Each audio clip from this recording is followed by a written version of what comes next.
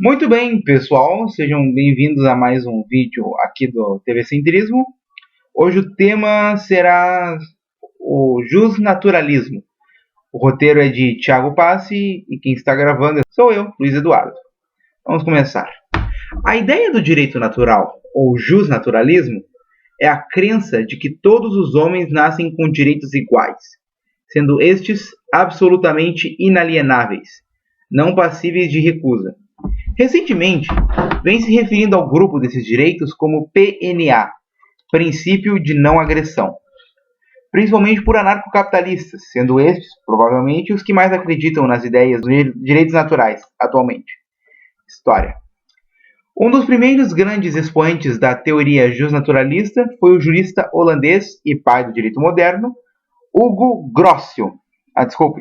Grotius. Ele nasceu em 1583 em Delft, República dos Países Baixos, e morreu em 1645 em Rostock, Pomerânia. Atualmente é parte da Alemanha, se eu não me engano.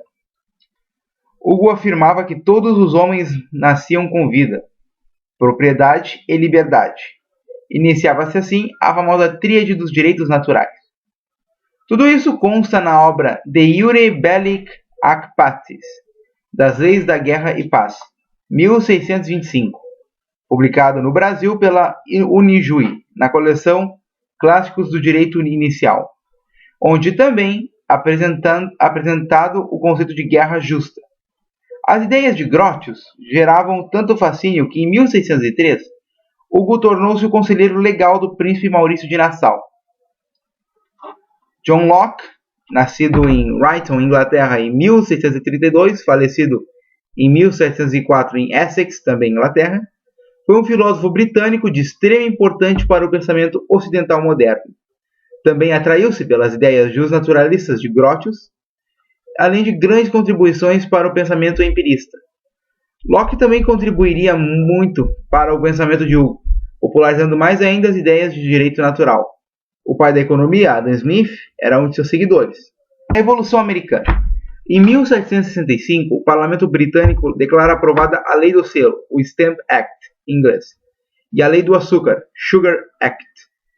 Tratavam-se dos primeiros impostos até então proclamados pela metrópole inglesa, para com suas colônias na América do Norte, expandidas após a Guerra dos 7 Anos. A lei, contudo, não seria a primeira das proibições das 13 colônias. Em 1605, produção de ferro, e após 4 anos, a de tecido e contrabando. Todas as imposições significariam importantes restrições aos mercados da colônia. Em 1765, a cobrança de impostos já estava abusiva, o que começava a dar força às tensões sociais na área que, junto, traziam um forte sentimento de nacionalidade e independência consigo. O mercado do chá fora, por meio da Lei do Chá em 1773, monopolizado pela Companhia Britânica das Índias Ocidentais. A lei, de tão abusiva que era, desencadeou a festa do chá de Boston, Boston Tea Party, em inglês. Um ano após a revolta, se reuniriam os representantes das 13 colônias, formando o primeiro Congresso Continental, onde foi redigida uma declaração de direitos e exigido o retorno à situação anterior. O parlamento inglês, contudo, recusou as propostas. Começava assim a Guerra de Independência Americana. Em 1776, era redigida em mais um Congresso Continental a Declaração de Independência Americana, cuja uma das passagens mais marcantes é: consideramos estas verdades como autoevidentes, que todos os homens são criados iguais, que são dotados pelo Criador de certos direitos inalienáveis, que entre estes são vida, liberdade e busca da felicidade. Destaca-se neste momento a importância dos ideais justnaturalistas na Revolução Americana. Muito do rascunho feito por Jefferson seria editado pelo Congresso, mas suas passagens mais importantes sequer foram tocadas, e até hoje são lembradas como símbolo patriótico dos Estados Unidos. A guerra teria seu fim em 1783, com a vitória das 13 colônias, perante o poderoso Império Britânico. Um eixo de mudança para toda a história do mundo, pois essas terras viriam a se unir, formando os Estados Unidos da América, que, como se sabe, em menos de 2 séculos se tornaria uma potência global.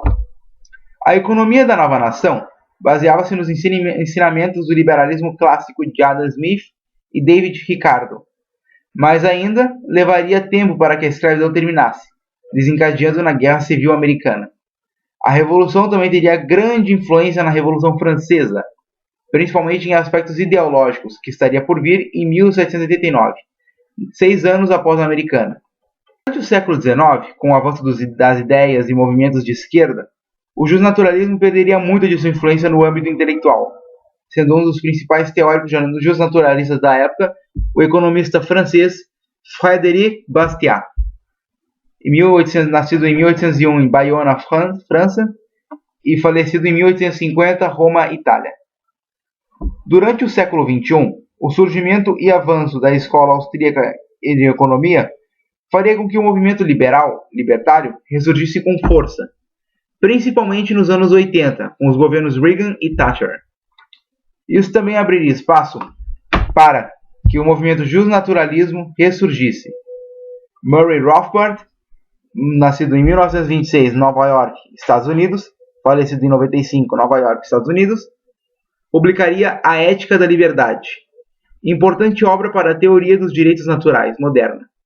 Seria uma revolução no pensamento dessas ideias, pois antes de Rothbard, a maioria dos justnaturalistas defendiam a ideia de que um Estado ao qual, por meio das leis, manteria a sociedade em ordem, seguindo os direitos naturais.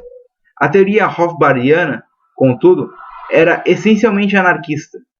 Rothbard afirmava que o Estado não passava de um agente coercitivo, como ele diz. Ao longo de toda a história, grupos de homens se autodenominaram governo, ou o Estado. Tentaram geralmente com sucesso obter um monopólio compulsório do alto comando da economia e da sociedade. Particularmente, o Estado arregou para si um monopólio compulsório sobre os serviços policiais e militares, a provisão da lei, a tomada de decisões judiciais, a Casa da Moeda e o poder de produzir dinheiro, as terras habitadas, o domínio público, as ruas e estradas, os rios e águas litorâneas e os meios de entrega de correspondência. Mas, acima de tudo, o monopólio crucial é o controle do Estado sobre o uso da violência. A Ética da Liberdade, publicada no Brasil pelo Instituto Mises Brasil, página 234. Iniciava-se assim o libertarianismo moderno. Muito bem, pessoal, esse foi o vídeo. Qualquer dúvida com relação ao roteiro, podem comentar aqui. O criador do roteiro, mais uma vez, foi Thiago Passi. Eu estou apenas gravando, então não me crucifiquem pelas palavras. Agradeço e próxima semana vai ser outro vídeo. Adeus.